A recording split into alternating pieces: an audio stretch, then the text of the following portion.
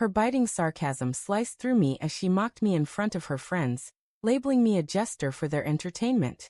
That same night, I slipped away without a hint of my exit. The exact moment when everything fell apart is etched clearly in my memory. Her voice, laced with scorn, cut through the lively buzz of conversation, rising above the clamor.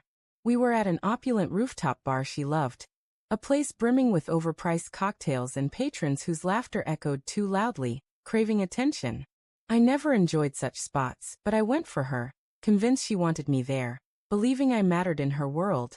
Or so I thought. The evening started like countless others. She had asked me to join her group of friends, some co-workers, a few old college pals, most unfamiliar to me. I assumed she wanted me by her side as her partner, her trusted companion, perhaps someone she valued. That illusion crumbled almost instantly. The group was already deep into their drinks when I arrived, and as I took a seat beside her, I brushed a soft kiss against her cheek. She barely acknowledged it, flashing a quick, dismissive grin, as if I were a trivial afterthought. At first, I brushed it off, thinking she was swept up in the festive mood or perhaps a little drunk. But then the taunts began. Someone asked how we'd met, and I started to share a playful tale about us reaching for the same book in a crowded bookstore. Before I could finish, she cut in with a sharp chuckle saying, "Don't believe his story." He followed me around that store like a lost puppy for ages before he mustered the courage to speak.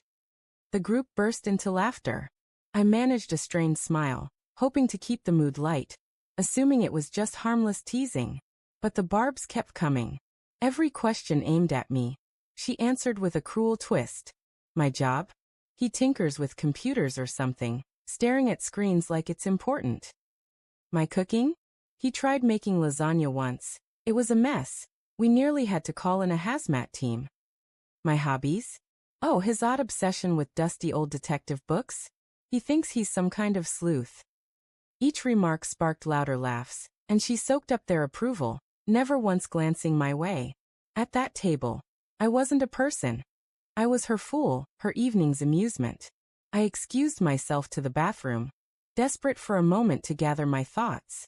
Standing in front of the mirror, I stared at my reflection for what felt like an eternity, trying to force a smile to pretend her words didn't sting. But they did. The hurt wasn't just in her words. It was in her intent, her need to diminish me to entertain her friends. When I returned, no one noticed me. She was laughing at some witty remark from one of the guys, leaning closer to him as he quipped that relationships could sometimes be acts of pity. She didn't disagree. I sat there, watching her revel in the laughter, feeling like a specter. In that moment, something inside me shattered, not with anger but with a cold, resolute clarity. I stayed quiet, waited for the bill, paid our share, and told her I was heading out to catch a taxi. She gave me that same half-hearted grin and said, "Text me when you're home, sweetie." As if the night had been perfectly ordinary. But I didn't go back. Not to her, not to the apartment we shared. I'd packed a bag weeks earlier, not because I predicted this precise moment, but because I'd felt a change in her. The warmth had vanished. The affection had stopped. She used to hold my hand in public. Now she craved the spotlight. I was fading into a shadow of myself in her presence. That night, I checked into a hotel, slept alone for the first time in years, and found a quiet solace in those solitary hours, more peace than I'd felt in months. The next day, I erased every trace of myself from our shared life. While she was at work, I arranged for my belongings to be retrieved. I blocked her number, closed our joint accounts, left no note, no explanation, nothing she could twist into another jab for her audience. 3 days later, she appeared at my best friend's doorstep, confused, frantic, almost angry.